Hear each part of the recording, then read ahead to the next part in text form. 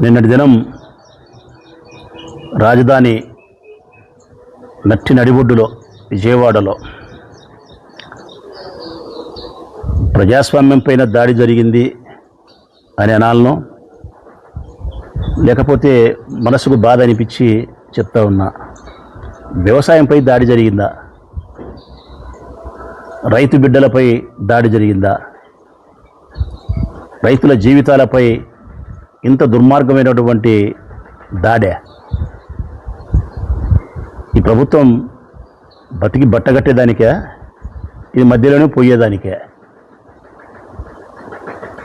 ఈ రాష్ట్రం ఏర్పడినప్పటి నుంచి, ఆంధ్రప్రదేశ్ రాష్ట్రం ఏర్పడినప్పటి నుంచి ఇప్పటి వరకు ఈ రాష్ట్రంలో ఇంత నీచమైనటువంటి, దుర్మార్గమైనటువంటి, అప్రజాస్వామ్యకమైనటువంటి చర్యలు మునుపెన్నడూ ఏ ఒక్కరు చూసిండారు.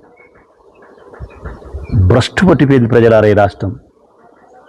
అప్పులు, అబద్ధాలు, దౌర్జన్యము, అక్రమ ఆదాయము, పోలీసు వ్యవస్థ నిర్వీర్యము, వ్యవస్థలన్నిటినీ ప్రభావితం చేసే చర్యలు ఇవే జరుగుతున్నాయి ఈ రాష్ట్రంలో.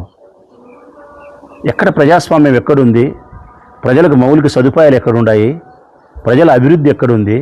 ప్రజల ఆకాంక్షలు ఎక్కడున్నాయి?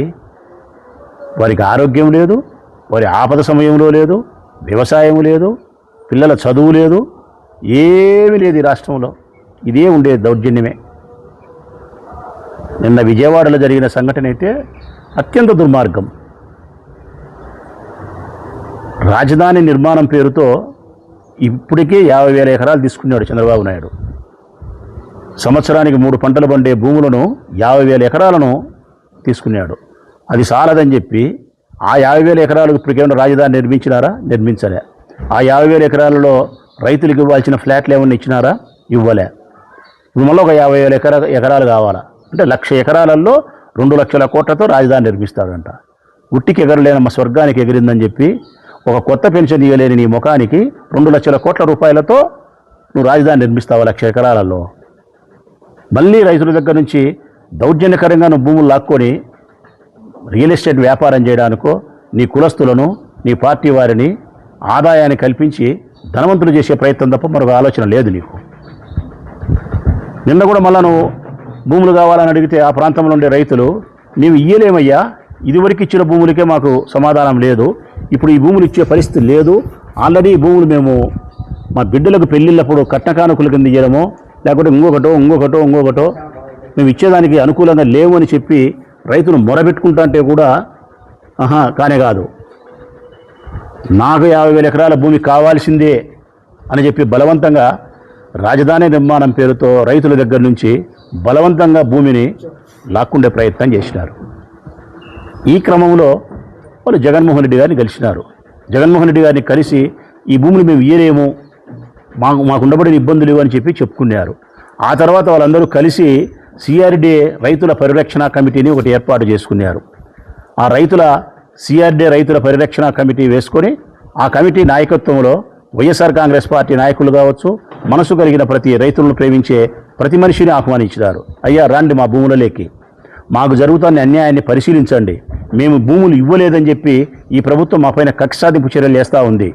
ఇదెంత నీచమో, ఇదెంత దుర్మార్గమో చూడండి ప్రజలారా.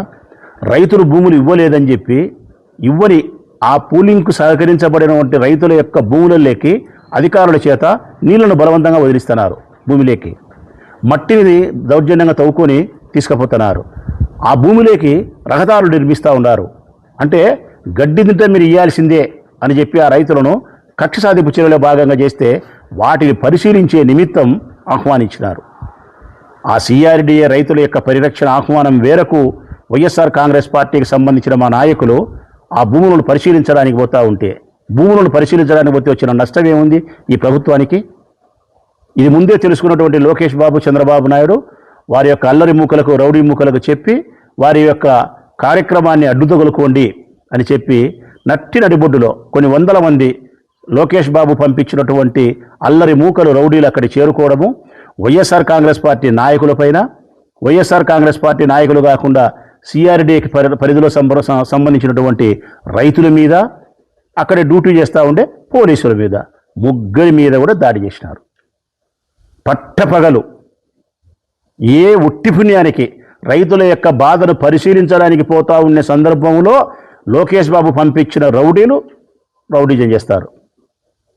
వీళ్ళు రౌడీజం చేసేదానికి కొడుకు పంపిస్తే అప్పుడు మటుకు తన ప్రైవేటు సైన్యమైన పోలీసులు పంపిస్తాడు కార్యం చక్కబెట్టడానికి. కారణం వాళ్ళు రౌడీజం చేస్తారు, ఈ వైఎస్ఆర్ కాంగ్రెస్ పార్టీ వాళ్ళైనా రైతులైనా ముందుకు రాకుండా నిలవరించడానికి, మీరు తప్పుడు కేసులు పెట్టడానికి అని చెప్పి తన ప్రైవేటు సైన్యమైన పోలీసులు పంపిస్తారు.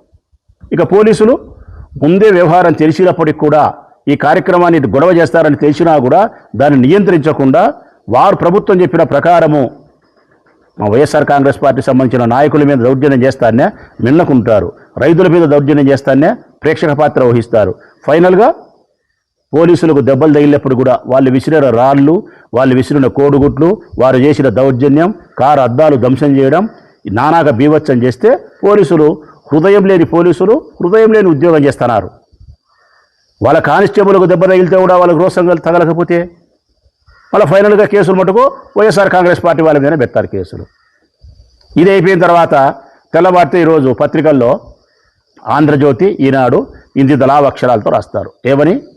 రైతుల మీదకి దాడి చేసినట్టు కాకుండా వైఎస్ఆర్ కాంగ్రెస్ పార్టీ వాళ్ళే దాడి చేసినట్టు, రైతులకు ఏదో తెలుగుదేశం ప్రభుత్వం మేలు చేస్తూ ఉన్నట్టు, అంటే వాస్తవ సత్యాన్నంతా మూసిపెట్టి పూలింగ్కు సహకరించడం లేదు, భూములు ఇయ్యమని చెప్తున్నారు, కక్షాదిపు చర్యలు చేస్తున్నారు, వారి యొక్క ఆహ్వానం మేరకు వచ్చిన ఇదంతా మూసిపెడతారు. రైతులకు ఏదో చంద్రబాబు నాయుడు ప్రభుత్వం పేరు చేస్తా అంటే వైఎస్ఆర్ కాంగ్రెస్ పార్టీ ఏదో అన్యాయం చేస్తా అన్నట్టు, మేమేదో దౌర్జన్యం చేసినట్టు ఆంధ్రజ్యోతిలో ఇంతలా అక్షరాలతో ఈనాడులో రాస్తారు. ఇది అయిపోయిన తర్వాత చంద్రబాబు నాయుడుకు భజన చేసే మంత్రులు, ఎమ్మెల్యేలు వచ్చి ఇంత నోరు వేసుకొని అబద్ధాన్ని నిజం చేసే ప్రయత్నం చేస్తారు. అది అయిపోయిన తర్వాత సోషల్ మీడియాలలోనూ టీవీ డిబేట్లలోనూ ప్రచారం చేస్తారు. ఫైనల్గా ఈ రాష్ట్రంలో నిజాన్ని నమ్మేవాళ్ళు, వాస్తవాన్ని నమ్మేవాళ్ళు 40 పైసలు అయితే కనుక వీళ్ళు చూపించినటువంటి అబద్ధాన్ని నమ్మేవాళ్ళు 60 పైసల స్థితికి తీసుకుపోయి పబ్బం గడుపుకుంటున్నాడు చంద్రబాబు నాయుడు. ఇదే జరుగుతున్నది ప్రజలారా. లోకేష్ బాబు ఏమో రౌడీలు పంపిస్తాడు, రౌడీజం చేస్తారు. చంద్రబాబు నాయుడు ఏమో ప్రైవేట్ సైన్యం పోలీసులు పంపిస్తారు, తప్పుడు కేసులు పెడతారు. ఆ తర్వాత పోలీసులు పోయిన తర్వాత ఈ పచ్చపత్రికలు మటుకు అబద్ధాలు రాస్తాయి. పచ్చపత్రికలు అబద్ధాలు రాసినాక నాయకులు ఇంత నోరేసుకొని ప్రకటనలు చేస్తారు, సోషల్ మీడియాలోనూ డిబేట్లు పెడతారు. ఫైనల్గా అబద్ధాన్ని నిజం చేసే ప్రయత్నం చేసి రాజకీయం చేస్తున్నారు.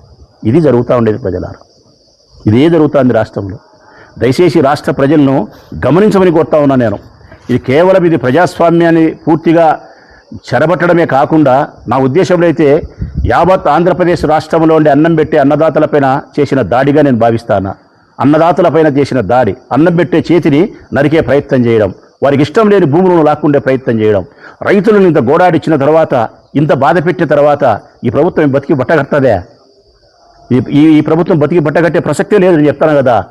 ఇంతగా రైతులను బాధించి, అన్ని వర్గాలలో బాధించి, ఇంత దౌర్జన్యానికి హింసకు పాల్పడిన తర్వాత ఈ ప్రభుత్వము నట్టి నిమజ్జనంలో పోతుంది. ఇది 5 సంవత్సరాలు ఉండే పరిస్థితి కూడా లేదు ప్రజలారా. ఈ వాస్తవ సత్యాలను గ్రహించాలని కోరుతా ఉన్నాం. మీరు ఎన్ని దౌర్జన్యాలు చేసినా, ఎన్ని తప్పుడు కేసులు మా వాళ్ళ మీద పెట్టినా వైఎస్ఆర్ కాంగ్రెస్ పార్టీ జగన్మోహన్ రెడ్డి గారి నాయకత్వంలో రైతుల పక్షాన నిలబడుతుంది. రైతుల పక్షానే కాకుండా ఈ రాష్ట్రంలో బాధపడే బాధితుల పక్షాన వైఎస్ఆర్ కాంగ్రెస్ పార్టీ జెండా నిలబడుతుంది. మీరు ఎన్ని కేసులు పెట్టించుకున్నా కూడా ప్రజల కోసం, రైతుల కోసం కేసులు స్వీకరిస్తాం, పోరాటం చేస్తూనే ఉంటాం. మానుకునే ప్రసక్తి అయితే ఉండదు.